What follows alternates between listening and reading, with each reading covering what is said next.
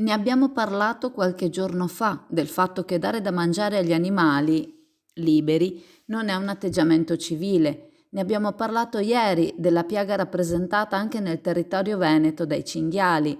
Prima o poi arriveranno anche quelli, semmai aiuteranno a cacciare i topi e i colombi che nel frattempo continueranno a proliferare grazie a qualche cittadino che decide di procacciare loro il cibo.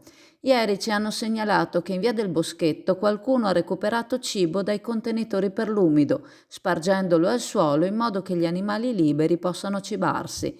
I contenitori per la spazzatura sono dotati di coperchio non per far uscire meno cattivo odore possibile, ma soprattutto perché gli animali non riescano a giungere con facilità ai resti di cibo, e questo sia per una questione di igiene e pulizia e quindi salute pubblica, sia per non vedere pantegane più grandi dei gatti girare per la città, oltre che pullulare di mosche e di altri variegati insetti, larve e similari.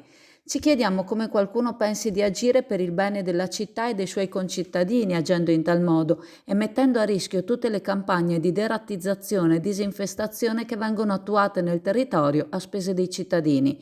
Nei giorni scorsi abbiamo visto una signora di una certa età girare in piazza Europa, una borsetta di nylon della spesa appesa al braccio, piena di briciole e tozzi di pane. Con nonchalance a ogni passo ne estraeva una manata e la lasciava cadere a terra, pensando di non essere vista.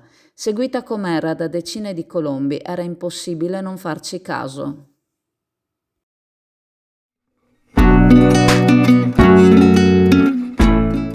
Preparati a gustare le specialità tradizionali e le novità esplosive che potrai trovare all'Indiga. Gelato artigianale anche per l'asporto, per gustarlo in compagnia dove vuoi tu. All'Indiga il gelato da passeggio più gustoso, in cono, coppetta o con lo stecco.